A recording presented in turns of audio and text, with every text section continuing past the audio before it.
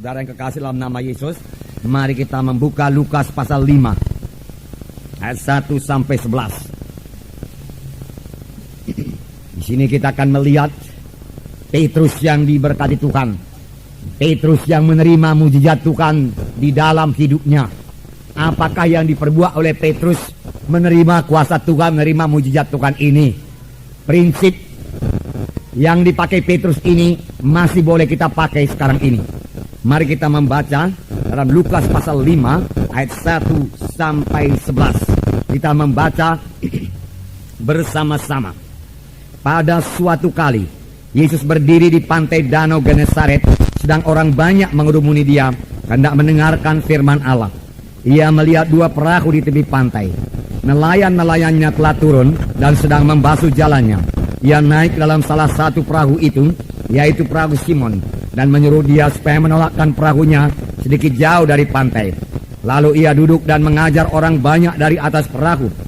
Setelah selesai berbicara, ia berkata kepada Simon, "Bertolaklah ke tempat yang dalam dan tebarkanlah jalamu untuk menangkap ikan." Simon menjawab, "Guru, telah sepanjang malam kami bekerja keras dan kami tidak menangkap apa-apa.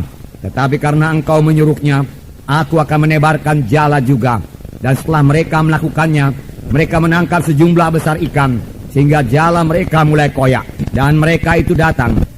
Lalu mereka bersama-sama mengisi kedua perahu itu dengan ikan, hingga hampir tenggelam.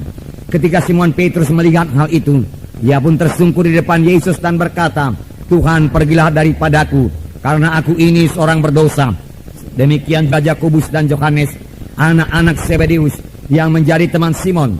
Kata Yesus kepada Simon, "Jangan takut, mulai dari sekarang kau akan menjala manusia." Dan sesudah mereka menghela perahu-perahunya ke darat, mereka pun meninggalkan segala sesuatu, lalu mengikut Yesus. Dimulai daripada Tuhan Yesus, saudaraku, mengajar di tepi pantai Danau Genesaret. Dan orang banyak datang mengerumuni Tuhan Yesus. Orang banyak pada saat itu haus akan firman Tuhan. Sudah lama mereka tidak mendengarkan firman Tuhan yang hidup. Sebab pengajaran Tuhan Yesus lain sekali daripada pengajaran ahli-ahli Taurat. Ahli-ahli Taurat sendiri mengakui bahwasanya pengajaran Yesus berkuasa. Mengapa pengajaran Tuhan Yesus berkuasa?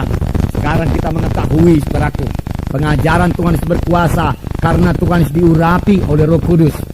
Tuhan Yesus sendiri mengatakannya, "Roh Tuhan ada padaku, dan Roh Tuhan itu mengurapi aku, sehingga aku memberitakan Injil kepada orang miskin-miskin, membebaskan orang tertawan, melepaskan yang terikat, membebaskan yang tertindas, dan seterusnya, memberitakan tahun rahmat Tuhan telah datang."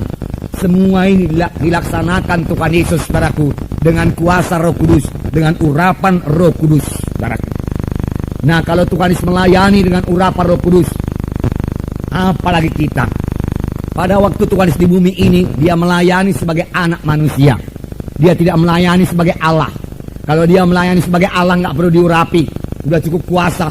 Tetapi karena dia melayani sebagai anak manusia, dia perlu diurapi. Dan urapan itulah yang membuat pelayanannya berkuasa. Urapan Roh Kudus membuat pelayanan yang berkuasa. Demikian juga sekarang, saudaraku. Rindukah kita jiwa-jiwa berkerumun datang kepada Tuhan? Rindukah kita tanda ajaib, tanda mujizat jadi dalam pelayanan kita? Saudaraku, untuk itu kita harus diurapi oleh Roh Kudus.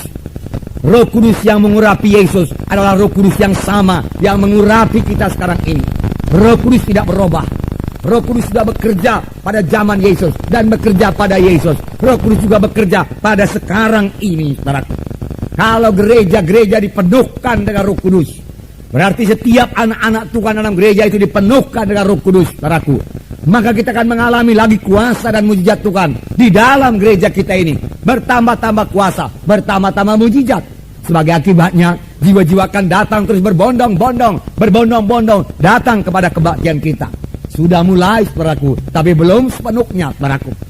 Dalam pelayanan Tuhan Yesus, saudaraku, 5.000 orang, 4.000 orang berkerumun mengelilingi Tuhan Yesus, saudaraku. Dia mengajar dalam rumah, lalu di muka pintu jendela semua penuh dengan orang, saudaraku, dengan jiwa-jiwa yang haus akan firman Tuhan, yang diurapi Tuhan.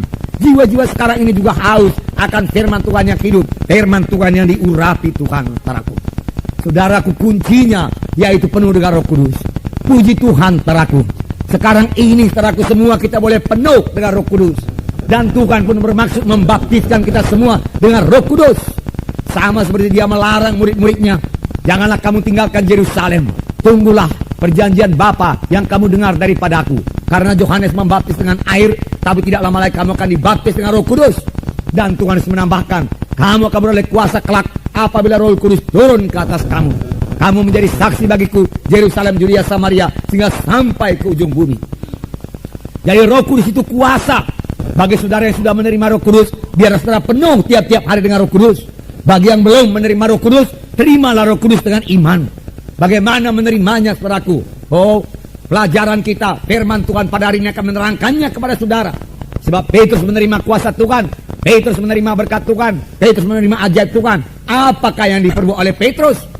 Yang diperbuat Lukas 5 ini merupakan prinsip yang bisa kita pakai sekarang ini untuk menerima segala berkat yang telah dijanjikan Tuhan kepada kita, saudaraku.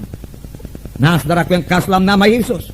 Jadi, saudaraku, Tuhan Yesus mengajar di tepi danau Galilea, saudaraku. Dan orang banyak berhimpun kepadanya dan mulai mendesak-desak Tuhan Yesus. Tuhan Yesus berdiri di tepi pantai supaya jangan, saudaraku, Tuhan Yesus terdesak sampai ke air, saudaraku. Tuhan Yesus melihat ada perahu Petrus di tepi pantai dan dia meminjam perahu Petrus. Petrus, bisa aku pinjam perahumu? Simon, bisa aku pinjam perahumu? Wah, Simon berkata, silakan Tuhan. Ya, silakan. Lalu, saudaraku, Tuhan Yesus mulai mengajar orang banyak dari atas perahu Petrus, saudaraku. Selesai mengajar, saudaraku, Tuhan Yesus, saudaraku, memperhatikan Petrus. Sudah seharusnya Petrus diberkati Tuhan. Layaklah Petrus menerima berkat Tuhan, saudaraku. Mengapa, saudaraku? Petrus sudah menabur. Kalau sekarang ini kita katakan, semua yang menabur, saudaraku, pasti menuai. Saudaraku, Petrus telah memberikan perahunya dipakai untuk mengabarkan Injil. Layaklah, sudah seharusnya lah Petrus diberkati Tuhan. Saudara kekasih, dalam nama Yesus, Tuhan mau memberkati Petrus. Tuhan mau mencurahkan berkatnya pada Petrus. Tetapi, saudaraku, Tuhan mempunyai jalan Tuhan sendiri. Bagaimana dia mencurahkan berkat itu? Ada jalan Tuhan, saudaraku. Tidak otomatis, saudaraku, berkat itu turun, saudaraku. Saudaraku, jalan apakah itu? Bagaimana kamu menerima berkat Tuhan itu? Jawabannya singkat saja, saudaraku. Kalau kita mau menerima berkat Tuhan, kita harus menerimanya dengan iman.